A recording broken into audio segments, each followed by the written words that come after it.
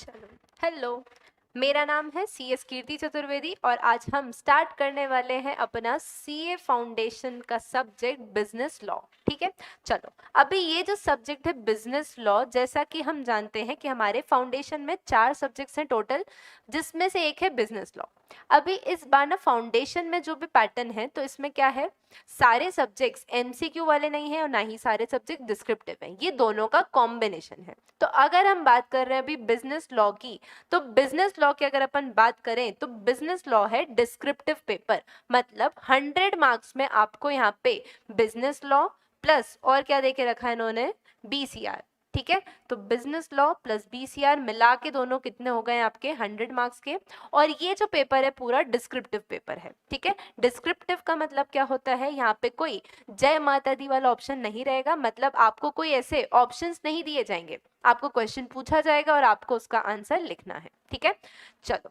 अब 100 मार्क्स की अगर अपन बात करते हैं तो सबसे पहले यहाँ पे इसको डिवाइड कर रखा है 2 पार्ट्स में, मतलब एक पार्ट तो लॉ का है और दूसरा पार्ट BCR का है। ठीक है, सबसे पहले अगर अपन बात करते हैं यहाँ पे 60 मार्क्स के लिए हमको देके रखा है इन्होंने लॉ वाला पोर्शन और 40 मार्क्स के लिए हमारे पास है BCR वाला पोर्शन। ठीक है, चलो, बहुत बेहतरीन। अभी हम इतनी बार ये जो लॉ लॉ बोल रहे हैं, ये लॉ आखिर होता क्या है, क्योंकि 12th तक जब आपने पढ़ाई करी तो हमें अकाउंट्स देखने को मिला, मैथ्स देखने को मिला, इकोनॉमिक्स तक देख लिया, मगर ये लॉ किस खेत की मूली है जो अभी सामने आ गई है। तो चलो, लॉ से अपन को घबराना नहीं है। लॉ, चलो अगर अपन एकदम आसान भाषा में समझे तो लॉ का मतलब क्या होता है, कानून। और कानून क्या होता है, वही जिसे तोड़ा जाता है ना, मतलब प्यार में किए गए वादे, न्यू ईयर के बनाए हुए रिजोल्यूशन और ये जो कानून, ये तो होते ही तोड़ने के लिए है, पर ऐसा नहीं है। ठीक है, अपन तो एक आसान से एग्जाम्पल समझते हैं। मान लो घर में ऐसा एक रूल है, क्या रूल है, पापा ने बोल के रखा है कि 10 बजे लास्ट है, 10 बजे तक सब लोग घर के अंदर आ जाने चाहिए, 10 बजे के बाद कोई भी घर के बाहर नहीं घूमेगा। ये घर का कानून है, मतलब घर में पापा ने एक लॉ बना के रखा हुआ है कि 10 बजे तक सबको घर के अंदर एंट्री ले लेना है, इसके बाद कोई भी बाहर नहीं दिखना चाहिए। अगर दिखा तो पिताजी वहीं से फिर जय श्री राम कर लेंगे कि बेटा अब तुम निकल ही जाओ, है ना। तो ये क्या होता है, हमारा एक तरह से कानून है। अब ये जो घर का कानून था कि घर में रहना है तो ये कानून मानना है, ये किसने बनाया था, जो घर की सुप्रीम अथॉरिटी थी, मतलब जो हमारे पिताजी हैं, इन्होंने ये कानून बना के दिया था। अब वैसे ही जब इंडिया के लिए पूरा लॉ बन रहा है तो इसके लिए भी तो कोई एक सुप्रीम अथॉरिटी होगी, मतलब यहाँ पे ये जो कानून बन रहा है कौन बना के देगा, अब इंडिया में सबसे सुप्रीम अथॉरिटी है सरकार, मतलब गवर्नमेंट क्या करती है, ये लॉ बना के देती है। ठीक है, चलो, तो अपन सबसे पहले यहाँ पे अभी तो ये समझने वाले हैं कि इस बार जो हमें यहाँ बिजनेस लॉ में पोर्शन देखना है वो क्या क्या देखना है। ठीक है, तो यहाँ पे अलग अलग टाइप के एक्ट्स हमें देखने रहेंगे। तुम्हें ऐसा लगता है कि लॉ तुम पहली बार पढ़ रहे हो, मगर ये तुम्हारी गलतफहमी है, लॉ तुमने पहले भी पढ़ के रखा हुआ है।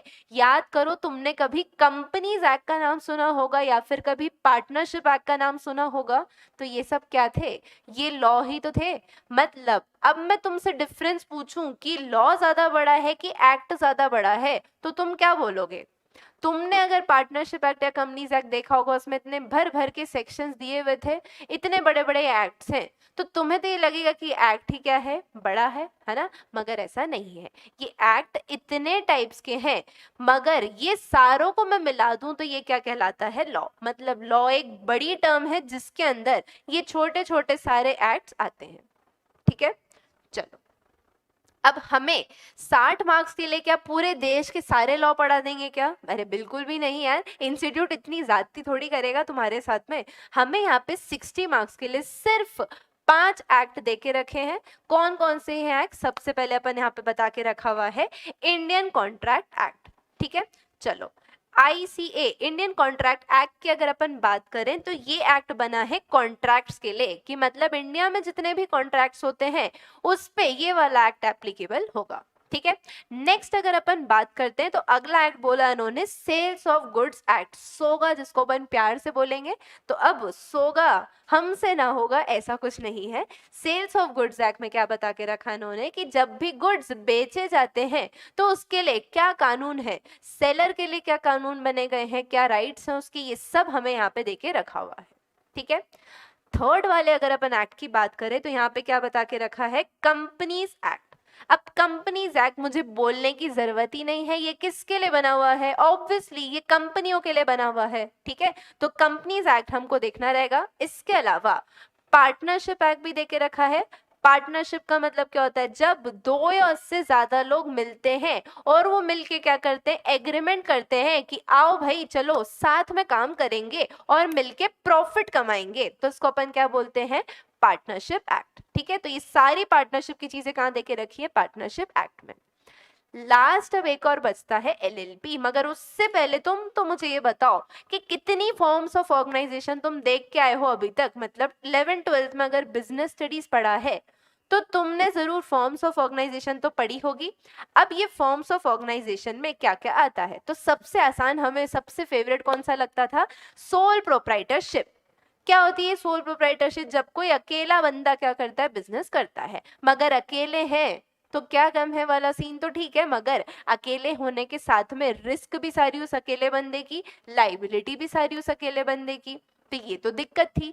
फिर एक कंसेप्ट आया पार्टनरशिप का कि चलो दो या उससे ज्यादा लोग मिलके भी क्या कर सकते हैं, धंधा कर सकते हैं। मगर पार्टनरशिप में फिर एक दिक्कत थी, करे कोई भरे कोई, मतलब एक पार्टनर कांड करके आता है और उसके लिए लायबल सारे के सारे पार्टनर्स हो जाते हैं, तो ये बात तो गलत थी यार। इसीलिए फिर एक कंसेप्ट आया था कंपनी का, जब उसमें क्या बताया इन्होंने कि यहाँ पे तो लिमिटेड लाइबिलिटी रहेगी, मतलब तुम्हारा जितना शेयर तुम्हारी उतनी लाइबिलिटी। अब यहाँ ये वाला फंडा नहीं है कि करे कोई और भरे कोई। तो जब सब कुछ बढ़िया चल रहा था तो फिर ये एक और फॉर्म ऑफ ऑर्गेनाइजेशन क्यों लेके आ गए? क्या इंस्टीट्यूट तुम्हारे बुक का वजन बढ़ाना चाहता था? नहीं यार, सिर्फ इतने से रीजन के पीछे तो ये एक्ट पूरा नहीं लेके आए होंगे।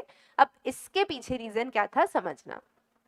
जब कंपनी फॉर्म आ गया तो उसमें ये ड्रॉबैक तो कवर हो गया कि लिमिटेड लाइबिलिटी रहेगी, मगर कंपनी को बनाने का खर्चा, फिर कंपनी को चलाने का खर्चा, अब इतने खर्चों से कैसे निकला जाए?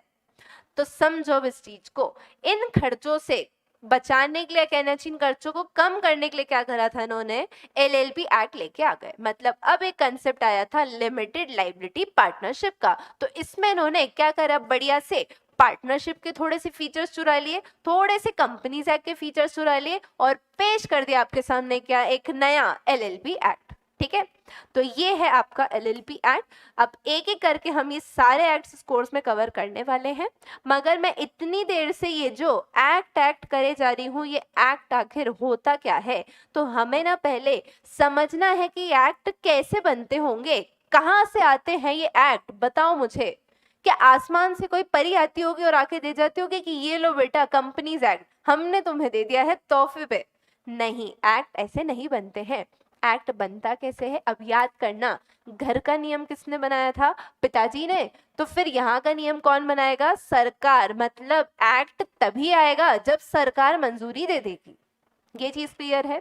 अब याद करना जरा, जब हमें ऐसे प्रोजेक्ट्स मिलते थे बचपन में, है ना, वो 12th वाले बचपन की बात कर रहे हैं, जब ऐसे प्रोजेक्ट्स मिलते थे तो हम क्या करते थे, पहले रफ में लिख लेते थे और फिर हम उसको फेयर करते थे, है ना। जैसे नई कॉपी बनानी थी तब भी ये चलता था कि पहले रफ में लिख लूं, फिर अच्छी हैंडराइटिंग में फेयर करके लिखूंगा। अब वैसे ही जब ये इतना बड़ा एक्ट बना रहे हैं देश के लिए, तो ये भी क्या सोचते हैं कि चलो पहले ना एक बार रफ में लिख लेते हैं, सबसे पूछ लेते हैं, अच्छा लग रहा हो ना तभी मैं फाइनल उसको कॉपी करूं, इतनी मेहनत बार बार नहीं होगी। तो मतलब यहाँ पे पहले क्या करते हैं, ड्राफ्ट बना के रखते हैं।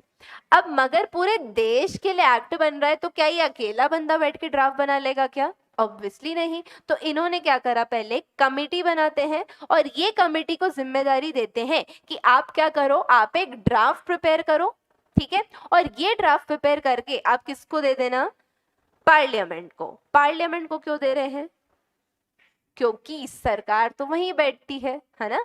अब चलो, अभी जो ये ड्राफ्ट है, इस ड्राफ्ट को क्या बोला जाता है, बिल। मतलब एक्ट शुरू से एक्ट नहीं होता है, वो शुरू में क्या कहलाता है, बिल।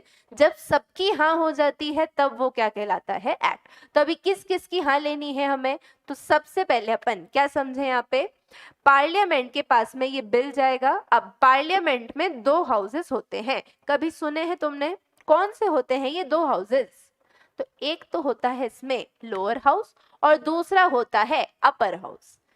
अब अभी यही बात मैं हिंदी में बोलूं, लोकसभा राज्यसभा, तो तुम्हें फट से याद आ जाएगा कि हाँ ये तो सुना हुआ है। अब कैसे याद रखें कि लोअर हाउस कौन सा है, अपर हाउस कौन सा है? तो एक ट्रिक है यहाँ पे, अगर हम देखें तो एल से लोअर हाउस, एल से लोकसभा, मतलब लोअर हाउस है लोकसभा और अपर हाउस है राज्यसभा। ठीक है, जैसे ही क्या हुआ यहाँ पे, लोकसभा ने परमिशन दे दी कि हाँ यार हमको तो जम गया ये, और फिर राज्यसभा में गया, अभी राज्यसभा वाले बोले नहीं यार मजा नहीं आया भैया, आप तो ना थोड़े से चेंजेस करके दे दो। तो अब ये क्या करेंगे, उसमें बिल में थोड़े बहुत चेंजेस करेंगे, फिर वापस से इनको दिखाएंगे कि अच्छा अब बताओ अब कैसा लग रहा है। तो अब जब फाइनली राज्यसभा भी हाँ कर देगा, मतलब लोकसभा राज्यसभा दोनों की हाँ हो गई, तो फिर अब ये बिल लेके जाएंगे प्रेसिडेंट जी के पास में और उनसे पूछेंगे कि आप भी बता दीजिए आपको ये जम रहा है या नहीं। अगर प्रेसिडेंट को ये जम गया और उन्होंने इस पे अपना साइन कर दिया, तो फिर उस केस में क्या हो जाएगा, यहाँ पे ये जो एक्ट बिल था अब ये क्या बन चुका है, एक्ट। ठीक है, चलो तो अपन ने क्या समझा, यहाँ पे प्रेसिडेंट के पास में ये बिल आया और फाइनली अब ये बिल पे असेंट मिलते से क्या बन चुका है, एक्ट बन चुका है। ठीक है, तो ये थी पूरी जर्नी, कैसे बिल से ये पूरा एक्ट बना। क्लियर है इतना? चलो अब अपन बढ़ते हैं आगे। हम जो इतनी देर से एक्ट कर रहे हैं और मैंने बोला कि इसमें बहुत सारे सेक्शंस होते हैं, तो यार ये चीजें आती कहाँ से हैं, कौन लेके आता है, इन्हें क्या क्या होता है। तो अब अपन एक बार समझते हैं कि यहाँ पे क्या क्या रहता है। चलो अब सबसे पहले अपन को जो देखना है यहाँ पे क्या है, एक्ट की अगर अपन बात करते हैं तो एक्ट में अब उसको लिखते किस तरह से पहले समझते हैं। तो देखो एक्ट में जो भी चीजें हैं ये डिवाइडेड होती है चैप्टर्स में, सेक्शंस में, सब सेक्शंस में, क्लॉजेस में, सब क्लॉजेस में। अरे इतना सारा मैंने क्या बोल दिया, अब तुम शांति से समझो। मैं कभी तुम्हें बोलूं कि तुम्हारी बुक में से तुम्हें एक टॉपिक ढूंढ के निकालना है, तुम फट से क्या करोगे, फटाफट इंडेक्स पे आ जाओगे कि यार मैडम आप तो बोलो, हम इंडेक्स में से देख लेंगे फटाफट से और हम उसको खोल के दे देंगे। वही सेम चीज होती है कहाँ पे, एक्ट्स में। मतलब ये एक्ट को भी डिवाइड कर रखा है चैप्टर्स में, और इन चैप्टर्स में आते हैं सेक्शंस, मतलब कोई पर्टिकुलर टॉपिक जो है वो क्या करता है, कोई एक सेक्शन बताता है। ठीक है, मतलब सेक्शन ने क्या करा, आपको कोई पर्टिकुलर टॉपिक बता दिया है। अब समझना, सेक्शन ने हमको बताया, अब सेक्शन के बारे में जो बता रहा है वो क्या होगा, उसका सब सेक्शन। मतलब जो सब सेक्शन है वो सिर्फ उस सेक्शन के बारे में बताएगा, वो कोई दूसरे सेक्शन के बारे में नहीं बताता है। ठीक है, और इस सब सेक्शन के अंदर आते हैं क्लॉज। मतलब ये जो क्लॉज है, ये क्लॉज सिर्फ और सिर्फ किसके बारे में बताएगा, उसके सब सेक्शन के बारे में। मतलब ये तो सेक्शन के बारे में भी नहीं, स्पेसिफिकली सिर्फ किसके बारे में बताएगा, सब सेक्शन के बारे में। ठीक है, और इसी क्लॉज के अंदर फिर आते हैं सब क्लॉज। ठीक है, अब इसको लिखते किस तरीके से, तो देखो अगर यहाँ पे जैसे ये लिखा हुआ है सेक्शन 8, तो इसको अपन बोल रहे हैं सेक्शन। ये जो यहाँ लिखा है इसका सब सेक्शन, नेक्स्ट जो यहाँ लिखा है इसका क्लॉज है, और फिर ये है इसका सब क्लॉज। ठीक है, तो section 8 sub section 1 clause C के सब क्लॉज 1 में ये बात बता के रखी हुई है। मतलब अब हम इसे कभी भी सेक्शन 8(1)(c) इस तरह से नहीं पढ़ेंगे, हम इसको कैसे पढ़ने वाले हैं, section 8 sub section 1 clause C, इस तरह से हम इसको पढ़ेंगे। ठीक है, तो सेक्शन जो एक्ट्स के बारे में बताता है, ठीक है, सब सेक्शन जो सेक्शन के बारे में बताता है, फिर क्लॉज मतलब जो सब सेक्शंस के बारे में बताता है, और सब क्लॉज मतलब जो क्लॉज के बारे में बताता है। सब एक दूसरे के बारे में बता रहे हैं। इतना क्लियर है? तो ये होते हैं इसमें सेक्शन, सब सेक्शन और क्लॉजेस। क्लियर है? तो ये तो सारा हमने अभी बेसिक समझा लॉ का कि आखिर लॉ क्या होता है, इसके अंदर कौन कौन से एक्ट्स आते हैं, एक्ट के अंदर क्या होता है। तो ये तो सारी चीजें अपन ने एक बेसिक क्लियर कर लिया है। अब अपन बढ़ते थोड़ा सा अपने पढ़ने के पैटर्न के ऊपर। मतलब हम यहाँ पे पढ़ने कैसे वाले हैं, तो एक चीज बहुत क्लियर रखना, ये पढ़ाई तुम्हारे लिए हो रही है, मेरे लिए नहीं। मतलब अगर मैं आज कुछ पढ़ा रही हूँ तो नेक्स्ट डे पहले मैं 5-10 मिनट प्रीवियस लेक्चर में जो पढ़ा है वो पूछूंगी और उसका जवाब आपको देना पड़ेगा। ठीक है, मतलब इसके बाद अब अगर आपने आंसर नहीं दिया तो फिर बेटा सजा मिलेगी, है ना। फिर अब अगली चीज अगर अपन बात करते हैं यहाँ पे टेस्ट की, ठीक है, तो हर अल्टरनेट सैटरडेज आपका लॉ का टेस्ट होगा, जिसके लिए आपको प्रिपेयर्ड रहना पड़ेगा और टेस्ट आपको देना ही देना है। मतलब जब भी टेस्ट हो तो भारी मात्रा में आके आयोजन को अपन को सफल बनाना पड़ेगा, ठीक है। फिर अगली अगर अपन बात करें यहाँ पे पढ़ने के पैटर्न की, तो हम पढ़ने वाले हैं नोट से। अभी तुम्हें एक चीज बता दें मॉड्यूल के बारे में, तो मॉड्यूल क्या होता है ये शब्द शायद नहीं सुना होगा। तो चलो, 12th में जब तक तुम पढ़ रहे थे तो तब तुम किताबों को कहते थे बुक्स। अभी इंस्टीट्यूट ने उसको एक प्यारा सा नाम दे दिया है जो कि क्या है, मॉड्यूल्स, ठीक है। इंस्टीट्यूट आई गेस आप सब जानते ही होंगे, तुम्हारे माई बाप institute of chartered accountants of India, ठीक है। और मेरा इंस्टीट्यूट कौन सा है, ICSI, institute of company secretaries of India, ठीक है। चलो, तो अब ये जो तुम्हारे मॉड्यूल होता है इसी में से पढ़ना होता है, इससे बाहर कुछ भी नहीं पढ़ना होता। मगर तुम्हारे लिए ये मेहनत मैंने आसान कर दी है, मैंने ये मॉड्यूल पढ़ के ही नोट्स बना दिए हैं। मतलब जितना नोट्स में लिखा है वो सफिशिएंट है, तुमको इसके बाद में शायद मॉड्यूल देखने की जरूरत भी ना पड़े, ठीक है। तो एक तो अपने रहेंगे नोट्स। दूसरा, अभी तुम्हारे मन में ऐसा डाउट आएगा जैसे ही तुम्हारी बुक्स घर पे आएंगी तुम्हें लगेगा यार ये इतनी मोटी बुक है और पूरी थ्योरी लॉ की बुक, इसको मैं एग्जाम में रिवाइज कैसे करूं। तो अब समझना, हम आपको प्रोवाइड करेंगे समरी चार्ट्स। मतलब मान के चलना 8 से 10 चार्ट्स में, दैट इज 8 से 10 पेजेस में पूरा का पूरा लॉ कंप्लीट हो जाएगा। है बढ़िया डील ये। मतलब हमें एक बार की मेहनत करनी है मॉड्यूल नोट्स पढ़ने की अच्छे से, और उसके बाद रिवीजन पर्पस के लिए अपन सिर्फ क्या देखेंगे, वो चार्ट्स जिसमें सारे कीवर्ड्स रहेंगे जो कि आपके आंसर में होने चाहिए। अब आंसर की बात निकली है तो जरा आपको बता दें कि हमको यहाँ पे आंसर राइटिंग की भी प्रैक्टिस करनी पड़ेगी। अभी ये कैसा मजाक कर रही हूं मैं, क्या तुम 12th पास करके, मतलब तुम 12th तक यहाँ तक पहुंचे हो, क्या तुम्हें आंसर लिखना नहीं आता होगा।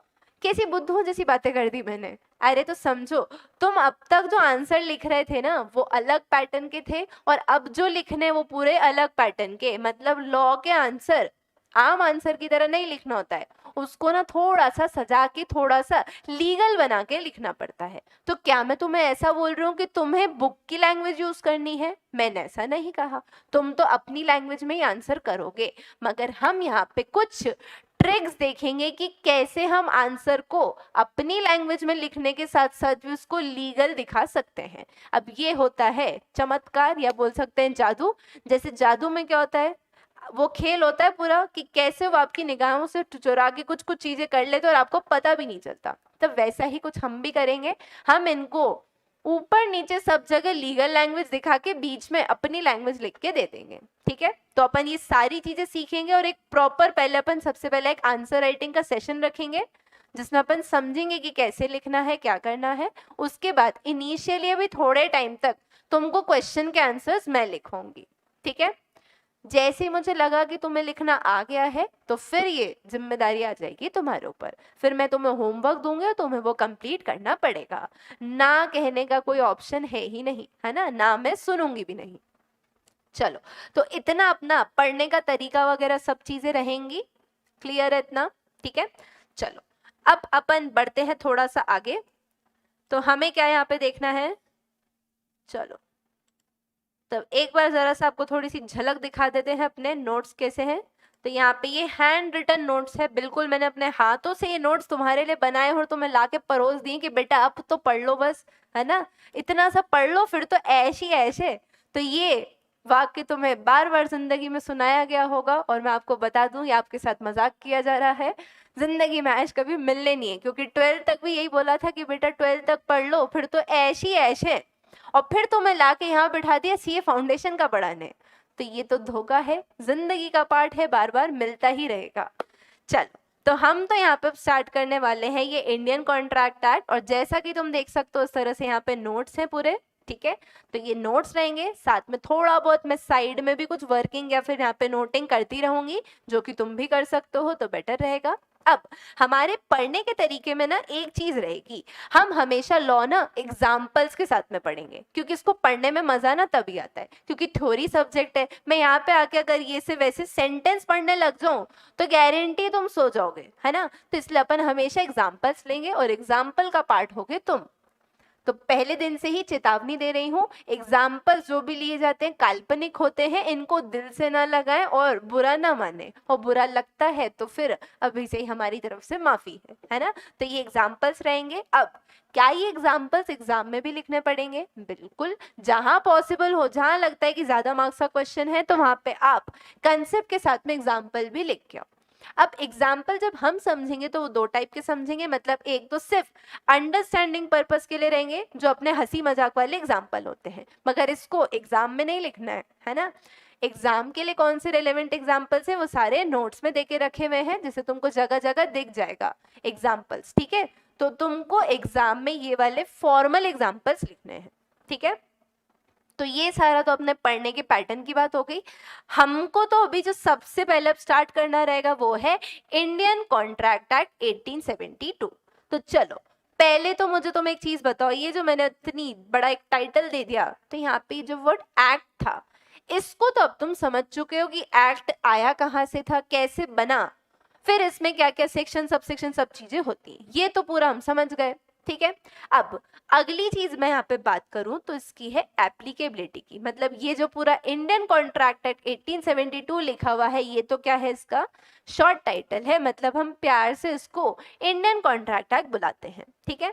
मगर अब आगे क्या बोल रहे हैं नेक्स्ट, कि ये एक्ट कहाँ कहाँ पे अप्लाई होगा।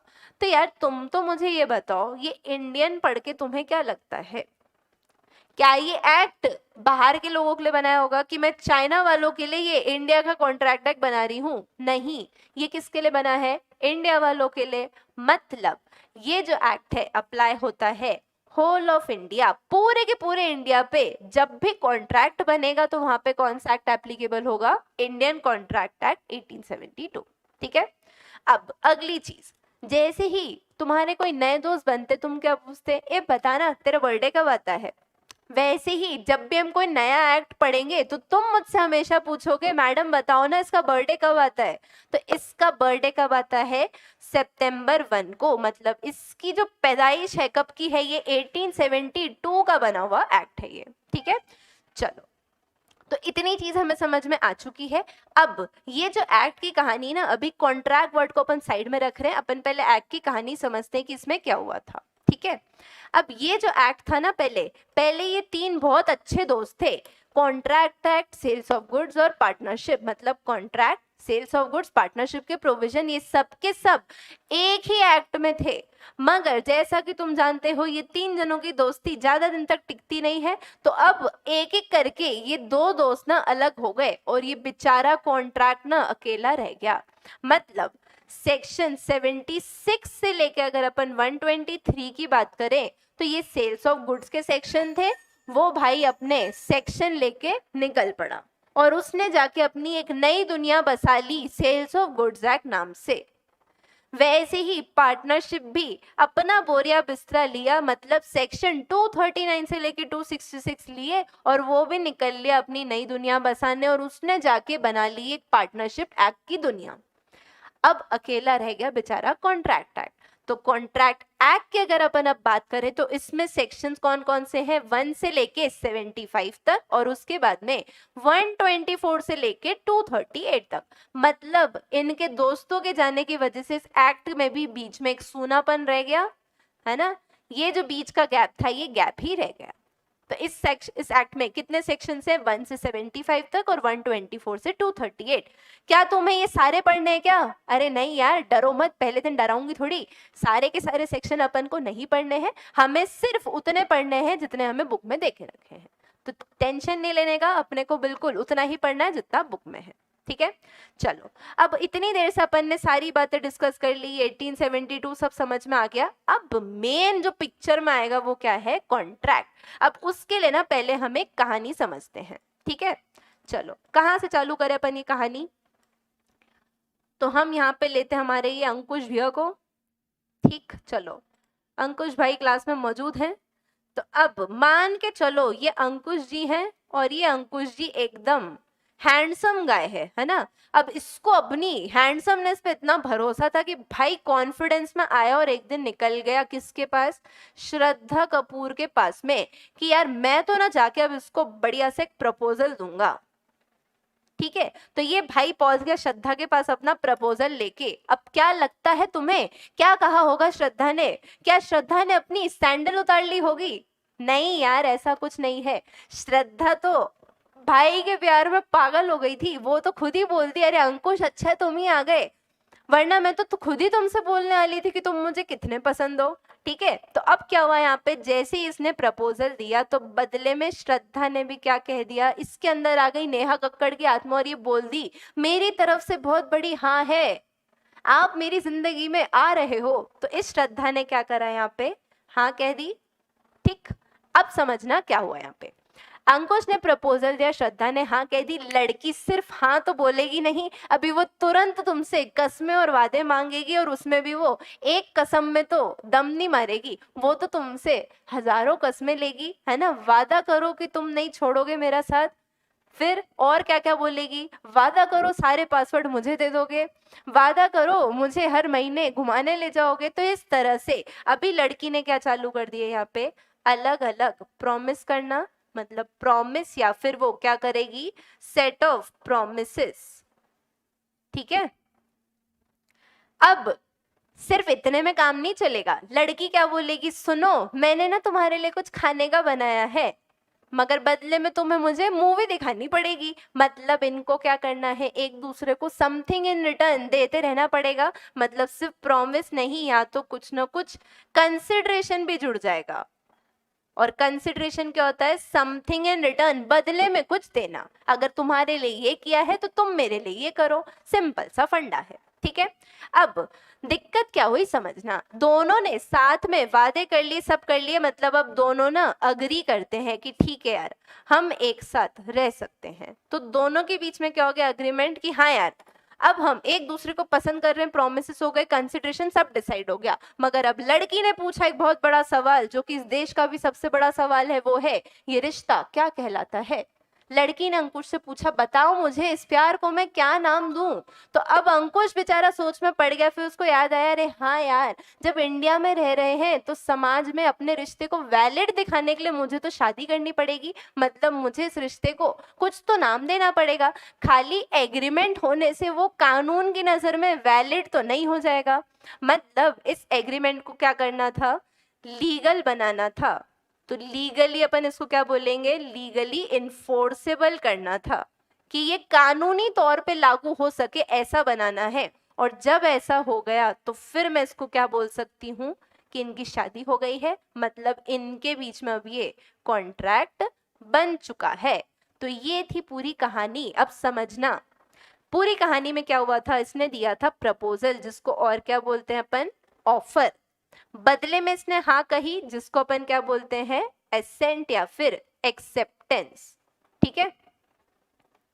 जैसे ही लड़की ने हाँ कही थी तो उसके बाद वो तुरंत प्रॉमिस प्रॉमिस खेलने लगी कि प्रॉमिस करो, पिंकी प्रॉमिस, और न जाने क्या क्या उसने खेल खेल लिए। और इसी के साथ में उसने कंसिडरेशन भी डिसाइड कर लिया कि अगर तुम ये करोगे तो मैं वो करूंगी, खाना मैं बनाऊंगी तो बर्तन तुम मांजोगे। तो भाई ऐसे इन्होंने क्या करा, प्रॉमिसेस और कंसिडरेशन सब फाइनल कर लिया। मतलब इनके बीच में एक अग्रीमेंट हो चुका था। मगर ये एग्रीमेंट की कोई वैल्यू नहीं थी, क्योंकि कानून तो इसको कुछ मानता ही नहीं है। तो कानून इसको मान जाए, इसके लिए अपन तब क्या मानेंगे इसको, कॉन्ट्रैक्ट। तो जब वो चीज लीगली इन्फोर्सेबल होगी तब वो क्या कहलाएगी, कॉन्ट्रैक्ट। मतलब ये पूरा सफर चालू कहाँ से हुआ था, अंकुश भाई के ऑफर देने से। अगर ये भाई ऑफर नहीं देता तो इतनी रामायण ही ना होती, मगर इस भाई ने ऑफर दिया, सामने से एक्सेप्टेंस आ गई, प्रॉमिसेस हुए, फिर उसमें कंसिडरेशन जुड़ा, एग्रीमेंट भी हो गया, लीगली इन्फोर्सेबल हुआ और कॉन्ट्रैक्ट भी बन गया। तो अब फाइनली हम पहुंच गए हमारे इस वर्ड पे, कॉन्ट्रैक्ट पे। तो अब अगर तुम इस इक्वेशन को देखो तो तुम बहुत अच्छे से समझ जाओगे कि यहाँ पे क्या बोल रहे हैं। ठीक है। चलो तो देखो अब क्या बोल रहे हैं यहाँ पे, प्रपोजल या फिर ऑफर। ठीक है। अगर ये मिलता है एक्सेप्टेंस के साथ तो वो क्या बन जाता है, एग्रीमेंट। मतलब जब ऑफर पे एक्सेप्टेंस मिली है ना, उसने ऑफर दिया, उसने हाँ कर दी, तो क्या हो गया था इनके बीच में, एग्रीमेंट। और जब ये एग्रीमेंट हुआ इन्फोर्सेबल बाय लॉ, तब मैंने से क्या माना कि ये क्या है, कॉन्ट्रैक्ट है। ये चीज क्लियर है। अब आगे अगर अपन देखें तो मतलब ये ऑफर, प्रॉमिस, एग्रीमेंट, कॉन्ट्रैक्ट, ये सब क्या थी, अलग अलग चीजें। अब ऑफर क्या होता है, जैसे मान लो मैंने तुम्हें बोला ये पेन मैं तुम्हें देना चाहती हूँ, मतलब मैंने, एक पर्सन ने दूसरे पर्सन से अपनी इच्छा जताई है कि मैं तुम्हारे लिए कुछ करना चाहती हूँ, मगर इसके लिए मैंने तुमसे तुम्हारी परमिशन ले रही हूँ। मैं वो सलमान खान नहीं बनी कि प्यार से दे रहे रख लो वरना थप्पड़ मार के भी दे सकते हैं। जब भी ऑफर दिया जाता है उसमें एक चीज मेन होती है कि यहाँ पे नियत या फिर इंटेंशन होता है कि आप सामने वाले से ना उसकी कंसेंट, असेंट मांग रहे हो, ठीक है। तो इसको अगर अपन समझें तो one person signifies willingness to another, एक पर्सन अपनी विलिंगनेस, इच्छा जताता है दूसरे को कि वो कुछ करने को या फिर नहीं करने को। एब्सटेन को अपन क्या बोलते हैं, नहीं करना, ठीक है। तो कुछ करना या ना करना, और उसके लिए अपन क्या कर रहे हैं, सामने वाले की असेंट, उसकी सहमति लेना चाहते हैं, ठीक। अब आगे अगर अपन देखें तो नेक्स्ट चीज क्या है, प्रॉमिस। तो प्रॉमिस क्या होता है, वादा होता है, मगर ये लिख के आओगे तो मार्क्स भी नहीं मिलेंगे। तो प्रॉमिस का मतलब क्या है, सेक्शन 2 क्लॉज बी में बताया है कि जब एक पर्सन अपनी असेंट दे देता है प्रपोजल पे, जैसे ही तुमने किसी के ऑफर पे हाँ कह दी तो ये क्या बन गया है, तुम्हारा प्रॉमिस, ठीक है।